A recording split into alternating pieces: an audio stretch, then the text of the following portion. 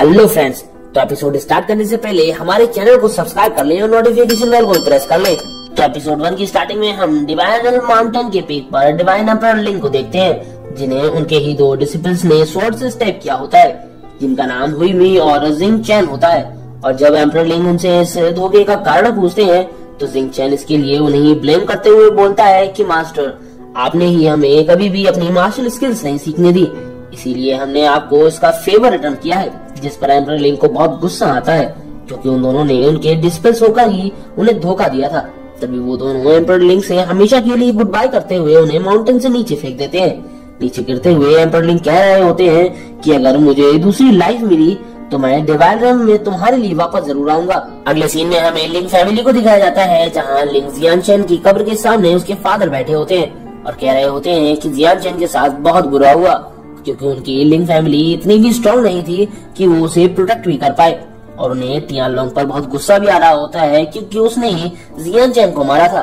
तभी link family का Elder उसे वहाँ से चलने को कहता है, क्योंकि वो लोग किसी भी डेड को रिजरेक्ट नहीं कर सकते थे। यहाँ हमें जियान चैन के फादर का नाम टिक्जिन पता चलता है।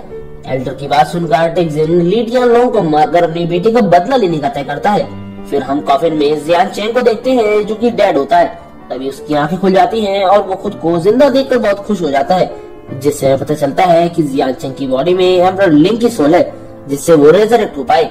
फिर वो डिवाइन रेल्म में जाकर हुई मी और जिंग चैन से रिवेंज लेने का डिसाइड करते हैं। अब से हम अपने मेन कैरेक्टर को जियान चैन के नाम से बुलाएंगे। तभी जियान चैन को अपने सिर में कई सारी मेमोरीज फील होती हैं, जिससे उसके सिर में काफी दर्द होने लगता है। फिर जियान चैन को अपनी मेमोरी से पता चलता है कि जियान चैन को उसकी मार्शल स्पिरिट डिस्ट्रॉय करके मार दिया गया था, क्योंकि जियान चैन एक जीनियस बच्चा था और उसने 15 साल की उम्र में ही 3rd रैंक की ऑरेंज मार्शल स्पिरिट को ब्रेक थ्रू कर लिया था। बट ली टियान लोंग ने उसके मार्शल स्पिरिट को डिस्ट्रॉय करके उसे सभी के सामने फांसी पर लटका दिया था, और इसमें उसकी हेल्प जियान युआन ने की थी। तभी उसे बाहर से आवाजें सुनाई देती हैं, तो हम बाहर देखते हैं कि बाहर एक आदमी वहाँ के गार्ड्स को मारते हुए एंटर कर रहा होता है, और वो लिंक टिक्जिन को बाहर आने के लिए कह रहा होता है। उसके साथ उसकी डॉटर भी होती है। तो उन दोनों को वहाँ देखकर लोग बातें करने लगते हैं कि ये तो जियान चैन की फियांसे है। जब टियान लोंग ने जियान चैन को पकड़ लिया था, तब इन लोगों ने उसे बचाने के लिए कुछ भी नहीं किया, और अब ये लोग बेशर्मों की तरह यहाँ चले आए। तो उन दोनों को वहाँ देखकर टिक्जिन चेंग रुई से उनकी यहाँ आने की वजह पूछता है, जिस पर चेंग रॉक्सी उन्हें ग्रीट करते हुए यहाँ आने की वजह बताती है कि वो यहाँ पर मैरिज कॉन्ट्रैक्ट को खत्म करने के लिए आए हैं, जो उसके और जियान चैन के बीच हुआ था, और इसके कंपनसेशन के तौर पर गोल्ड कॉइन देती है। जिस पर टिक्जिन को बहुत गुस्सा आ जाता है और वो उन पर चिल्लाते हुए बोलते हैं कि जैसे ही मेरे बेटे की मौत हुई, तुम चैंग फैमिली वाले इस तरह यहाँ मैरिज को खत्म करने आ गए। जिस पर चेंग रुई भी अपनी पावर्स को एक्टिवेट करते हुए उन्हें कंपनसेशन को लेकर इस मैरिज को यही एंड करने पर प्रेशर देता है, क्योंकि लिंक टियान लोंग के 3rd सन ने रॉक्सी से मैरिज करने का प्रॉमिस किया है, और वो अपना ऑरा रिलीज करते हुए उसे चैंग फैमिली के सामने झुकने के लिए कहता है।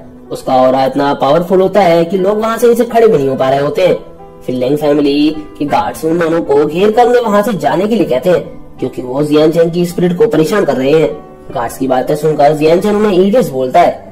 तभी रॉक्सी टियान लोंग का ऑर्डर दिखाते हुए कहती है कि अगर लिंक फैमिली इस ऑर्डर को नहीं मानती है तो टियान लोंग उन्हें डिस्ट्रॉय कर देगा। टियान लोंग के ऑर्डर को देखकर लोग परेशान होने लगते हैं, क्योंकि वो इतना पावरफुल होता है कि वो किसी को भी डिस्ट्रॉय कर सकता है। बट फिर भी टिक्जिन चैंग फैमिली और टियान लोंग के सामने झुकने के लिए रेडी नहीं होते हैं, क्योंकि वो लोग जियान चैन के किलर होते हैं। तभी हम देखते हैं कि कोई टियान लोंग के ऑर्डर को डिस्ट्रॉय कर देता है, जिस पर वो लोग हैरान हो जाते हैं और सोचने लगते हैं कि टियान लोंग के ऑर्डर को डिस्ट्रॉय करने की हिम्मत कौन कर सकता है। और जब वो लोग मेंशन की तरफ देखते हैं तो वहाँ जियान चैन खड़ा होता है, और उसे वहाँ देखकर उसके फादर टिक्जिन इमोशनल हो जाते हैं। तो वहीं रॉक्सी जियान चैन को जिंदा देखकर शॉक हो जाती है, और वो उसे एक बहरूपिया लगता है, जिस पर जियान चैन कहता है कि गॉड इज ग्रेट, मैं अभी भी नहीं मरा और मैं अभी भी जिंदा हूँ। उसे जिंदा देखकर टिक्जिन उससे पूछते हैं कि क्या ये वाकई में तुम हो और तुम अभी भी जिंदा हो। तो अपने पिता को परेशान देखकर जियान चैन इसके लिए उनसे माफी मांगने लगता है, जिस पर वो उसे उठाते हुए कहते हैं कि तुम ठीक हो, हमारे लिए यही काफी है। फिर रॉक्सी जियान चैन से कहती है कि मुझे नहीं लगा था कि तुम अभी भी जिंदा होगे। फिर वो जियान चैन से उसके फादर को मनाने को कहती है, ताकि वो उसकी काइंडनेस को एक्सेप्ट करके चैंग फैमिली के टेरर से बच सके। ये सुनकर उसे गुस्सा आ जाता है और वो स्पीड में रॉक्सी के पास आकर उसे एक जोरदार थप्पड़ मारता है और उसे उसके सामने नील डाउन करने के लिए कहता है, यानी कि घुटने टेकने के लिए कहता है। जिस पर वो बोलती है कि तुम्हारी हिम्मत कैसे हुई कि तुम मुझे हिट करो। तो जियान चैंग कहता है कि अगर तुम मेरे फादर के साथ इतना रूड बिहेव करोगी तो मैं हमेशा ही तुम्हें इस तरह हिट करता रहूंगा। इस पर वो जियान चैंग को मारने के लिए उस पर अटैक कर देती है, बट जियान चैंग के लिए उसके मूव्स और स्किल्स काफी वीक होते हैं और वो रॉक्सयू के अटैक को डॉज करते हुए उसकी गर्दन पर एक हाथ मारता है, जिससे उसके मुंह से ब्लड आ जाता है और वो जियान चैंग के सामने घुटने के बल गिर जाती है। तो रॉक्सयू को हारता देख चैंग रुई भी जियान चैंग पर अपने ड्रैगन बीस्ट की पावर के साथ अटैक कर देता है। चैंग रुई को अपने बेटे पर अटैक करता देख लिंग टिजिन भी अपनी लाइन बीस्ट की पावर के साथ उसे रोकने लगता है, जिससे वहाँ पर एक ब्लास्ट होता है और चैंग रुई पीछे जा गिरता है और वो इंजर्ड भी हो जाता है। रॉक्सयू अपने फादर को इंजर्ड देख उन्हें संभालने लगती है, तो वहीं हम जियान चैंग और उसके फादर को देखते हैं और जियान चैंग कह रहा होता है कि तुमने विधवा होने या डिवोर्स होने के लिए वेट नहीं किया, इसके लिए मैं तुम्हें ब्लेम तो नहीं करूंगा, बट मेरे फादर और बेटे लोगों को धमकी देना ये एक्सेप्टेबल नहीं होगा। फिर वो डिक्लेयर करता है कि वो रॉक्सयू को डिसमिस कर रहा है, यानी कि वो रॉक्सयू को छोड़ रहा है, जिस पर रॉक्सयू चिल्लाते हुए कहती है कि तुम मुझे इस तरह डिसमिस नहीं कर सकते हो, मैं इसके लिए तुम्हें पे करने वाली थी। इस पर जियान चैंग भी उस पर चिल्लाते हुए यहाँ से जाने के लिए कहते हुए अपना ऑरा रिलीज कर देता है और उसका ऑरा इतना ज्यादा स्ट्रॉन्ग होता है कि वो दोनों वहाँ से सीधे बाहर जा गिरते हैं और वो दोनों जाते जाते जियान चैंग से 3 महीने बाद के लिए रेडी रहने को कहते हैं, क्योंकि वो ली फैमिली के 3rd यंग मास्टर को लाने वाले थे, जिस पर जियान चैंग भी उनका वेट करने का कहता है। और इसी के साथ हमारा आज का ये एपिसोड यहीं खत्म होता है।